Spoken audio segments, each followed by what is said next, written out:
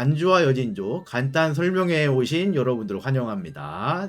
만주라는 배경을 우리가 좀 이해를 하기 위해서 만주를 만주 문자로 읽어보자. 지금 여기 앞에 보이는 요 세로로 쓰인 것들, 이게 만주라는 하나의 단어입니다. 이런 식으로 만주 문자는 하나의 단어가 하나의 기둥으로 연결이 되어 있어요. 그래서 이 기둥에 어떤 식으로 점을 찍고 어떤 식으로 획을 긋고 무엇을 덧붙이고 하느냐에 따라서 글자에 음가가 생긴다. 가장 윗글자인 이 부분, 이 벼슬 달린 부분이 바로 미음이라고 읽으면 되는 부분이다. 그러면은 이제 아가 들어가겠죠. 이 두 번째 부분이 아가 됩니다. 여기 아래에 선이 또 하나 그어져 있죠. 이 부분이 받침 니은이 됩니다.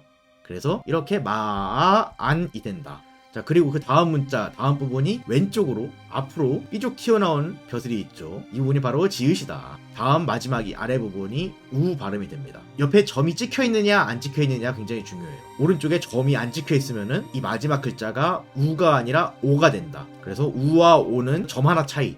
이 점이 찍혀 있고 없고를 잘 봐야 된다. 그래서 이런 식으로 만주 문자에는 점을 찍는 것을 가지고 달라지는 글자가 굉장히 많습니다.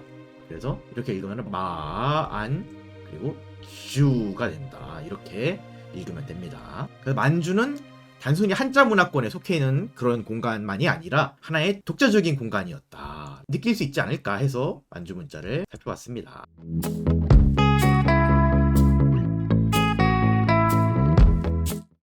자, 그럼 만주 했을 때 가장 먼저 떠오르는 사람이 누구일까? 사실 우리가 만주 하면은 가장 어린 시절에 가장 처음으로 듣는 경험을 할 때가 언제냐? 한국을 빛낸 100명의 위인들, 이 노래를 배울 때 만주라는 단어를 우리가 처음 듣게 된다 생각을 하거든요. 그래서 광개토대왕 하면은 만주벌판 학습이 되는 거죠. 자, 그런데 이 가사에는 틀린 부분이 있다. 바로 이 만주벌판이라는 부분이 문제가 좀 많다. 왜냐? 만주에는 만주벌판이 없다? 물음표를 찍는 분들이 계실 거예요. 당장 여기 보면은 녹색 가운데 저렇게 눈에 뻔히 만주벌판이 보이는데 만주벌판이 없다니 이게 무슨 소리냐. 자, 여기서 우리가 생각해야 될 부분, 여러분이 볼 때 과연 만주를 어디서부터 어디까지라고 생각을 하고 계시냐. 보통은 여러분들은 만주라고 하면은 이 정도를 떠올리기 마련이죠. 사실 여러분이 떠올리는 이 만주의 영역은 문제가 좀 있습니다. 이 영역은 만주보다는 만주국의 영역이다. 1932년에 일제가 괴뢰국으로 세운 그 만주국의 영역을 우리가 만주라고 착각을 하고 있는 게 아니냐. 실제로 일본이 그렇게 우리나라에 광고를 열심히 했거든요. 조선인들아, 만주로 가서 만주를 개척하자. 조선인들의 눈을 돌리기 위한 미끼로서 만주국을 열심히 홍보를 했던 거죠. 어떻게 보면 우리가 가지고 있는 만주의 이미지 자체가 일제가 심어놓은 이미지인 거죠. 그렇기 때문에 우리는 이 만주라는 용어를 꺼낼 때 찜찜함을 느끼게 된다. 자, 그러면은 생각을 해보자고요. 이 만주국이 들어서기 이전에도 만주가 있었을 텐데 그 만주의 영역 어떻게 됐을까? 청나라 때 영역은 이렇게 돼 있습니다. 그러니까 이 만주 벌판만 쏙 빼놓고 만주였던 거예요. 우리가 만주 벌판이라고 흔히 부르는 이 평원지대가 만주가 아니라 오히려 몽골 사람들이 살고 있고 몽골계 귀족들이 다스리고 있는 몽골의 일부로 여겨졌다. 그러니까 이렇게 되면은 만주에는 만주 벌판이 없었다라는 게 되는 거죠. 저 만주벌판에 자리 잡고 있는 코르친이라는 이름이 보이시죠? 저 코르친도 칭기즈칸의 동생인 카사르의 후손들이 저 코르친이에요. 몽골인이에요, 몽골인. 그러면은 만주벌판 이 부분 빼고서는 실제로 만주였던 지역을 한번 보자고요. 이 지역을 확대를 해보면은 어떻게 나오느냐? 이게 다 산이에요. 북쪽에서부터 백두산을 중심으로 해서 남쪽으로 북쪽으로 그냥 다 산입니다. 어딜 가나 산이죠. 그렇기 때문에 이 지역이 만주인데 정작 만주에는 산만 있고 벌판이 없는 거예요. 이 만주벌판의 이미지는 뭔가 문제가 있다. 자, 그러면은 만주벌판 달려라 광개토대왕이라는 노랫말은 거짓말이냐. 근데 이게 웃기게도 단순히 거짓말이라고 할 수는 또 없긴 해요. 광개토대왕이 이 만주벌판 쪽으로 가긴 하셨기 때문에 가사가 거짓말이라고 할 수는 또 없어요. 다만 광개토대왕이 아주 전방위적으로 전쟁을 하신단 말이에요. 동서남북으로 다 확장을 하고 정복을 하시는데 왜 굳이 만주벌판이라는 저 북쪽으로 원정을 나간 것만 가사에 넣어야 됐을까? 그 지점에 만주국의 그림자가 드리워져 있음을 알 수 있다. 그렇게 얘기할 수 있을 것 같아요. 근데 사실 오늘 우리가 이야기할 주인공이 이 광개토대왕이 주인공은 아니고요. 우리가 사실 이야기할 주인공은 여진족이었습니다. 여진족 하면은 우리가 무엇을 어떻게 먼저 얘기를 해야 될까? 막연하게 우리가 가지고 있는 이미지, 이런 것들 가운데서 조금 고칠 부분을 짚어보면 좋겠다. 그래서 가장 먼저 우리는 여진족이 유목민족이 아니다 라는 거를 좀 알고 가야 될 것 같습니다. 앞에서 우리가 만주의 지형을 봤잖아요. 그래서 만주가 사실 벌판이 아니었다. 산이었다 이거죠. 만주의 지형에서는 도저히 유목을 할 수가 없다. 생각해보면 오히려 이런 땅이기 때문에 여진족이 그렇게 약탈도 많이 하고 또 전투민족이 되었고 그런 거일 수도 있다고 봐요. 이렇게 산을 매일같이 오르락 내리락 거리는데 사람이 근육이 안 붙겠냐고. 그렇기도 하고 우리 집안하고 너희 집안하고 죽을 정도로 원수가 됐어. 사방이 트여있는 지형이면은 달아나면 되거든요. 근데 사방이 산으로 지금 가로막혀 있잖아요. 갇혀있는 거야 링 위에. 네가 죽나 내가 죽나 죽기로 싸울 수밖에 없는 거죠. 자연스럽게 전투 종족이 될 수밖에 없었다.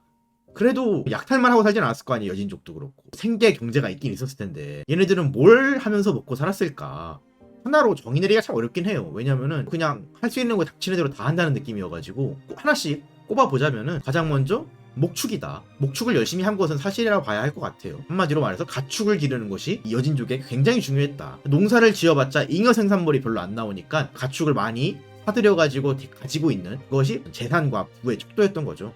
그리고 가축 못지않게 중요했던 것 사냥이다. 사냥을 굉장히 불안정한 생계 경제로 생각하기 쉬운데 의외로 기록들 보면은 사냥만 해도 충분히 한 가족을 먹여 살리는 데는 크게 문제 없었나 보더라고요. 사냥만으로는 경제를 유지할 수 없다라는 것도 현대인들의 편견일 수 있는 거죠. 그래서 어느 정도냐면은 물고기를 잡기 위해서 바다를 나가는 건 물론이고 압록강 근처에 와가지고 고기잡이만 했는데도 마을을 이루고 살아가기도 해요. 사냥 중에서도 물고기를 잡는 것이 특히 중요한 생계 경제였다. 그리고 농업도 열심히 합니다. 다만 그렇게 고급 농업을 지을 수가 없고 기장과 조만 심으며 7월을 넘기지 않고 수확을 하는 열심히 짓긴 지었는데 환경이 안 받쳐주니까 거의 농업을 던져버리는 사람들도 많았다.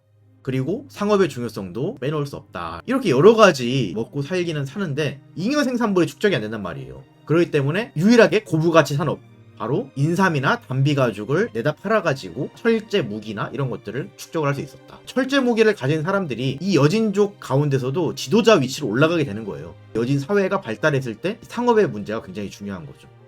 이렇게 보니까 이 정도면은 거의 뭐 그냥 잡식성 동물 수준이다. 농업도 하고 목축도 하고 어로도 하고 상업도 하고 할 수 있는 건 진짜로 다 했다. 자, 근데 문제는 뭐냐?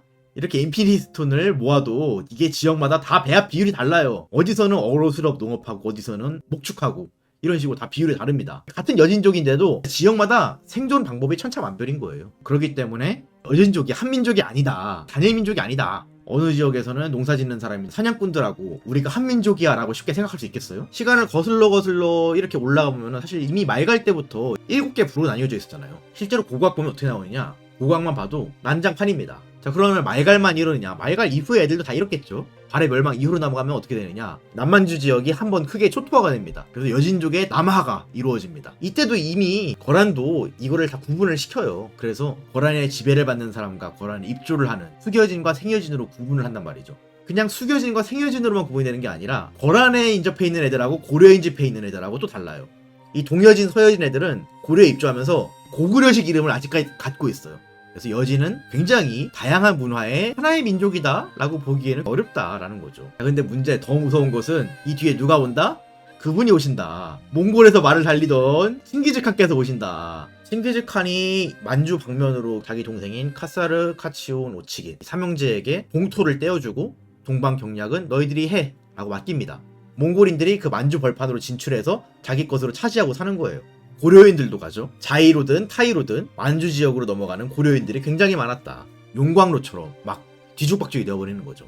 근데 진짜 문제는 사실 이마저도 아니었고 몽골이 무너진 뒤에 이 여진족들이 대거 이동하는 데서 진짜 문제가 벌어진다. 그래서 주원장이 얘네들을 수습하려고 어떻게 하느냐? 여진족 수장들한테 사실상 관직을 뿌리다시피 해요. 그래서 드디어 해서여진, 건주여진, 동해여진이라는 여진 3대장으로 정리가 되게 되는 것입니다. 어디는 얼마나 목축을 하고 그걸 다시 가져와 보면은 대략 이 정도로 정리를 하면 될 것 같다. 물론 이건 굉장히 임의적인 수치입니다. 그냥 대략적인 거예요. 근데 건주여진 같은 경우에는 조선에 그리고 명나라에 바로 직접 붙어 있잖아요.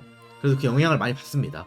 그래서 농업과 수렵을 많이 하는 건주여진이 되고, 해서여진 같은 경우에 교통망을 구축을 해서 후르카나 동해여진에게서 받은 담비 가죽이나 인삼이나 이런 것들을 명나라에 내다 파는 중개인 역할을 굉장히 많이 합니다.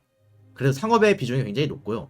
위치상 몽골 애들하고 직접 붙어 있을 수밖에 없어요. 그래서 몽골 영향을 굉장히 많이 받습니다. 반대로 동해여진 같은 경우에는 바닷가잖아요. 그래서 배를 타고 물고기 잡는 데 굉장히 능숙한 애들이었고, 얘네들이 사실 여진족 해적 역할을 한 거예요. 배를 타고 동해안 따라서 고려 땅까지, 심지어는 일본까지 건너가서 해적질을 하기도 하고요. 그리고 저 북쪽에 있는 후르카 애들은 삼림지대 있잖아요. 삼림지대는 굉장히 많은 동물들이 있죠. 수렵을 하는데 굉장히 많은 투자를 한 애들이었다.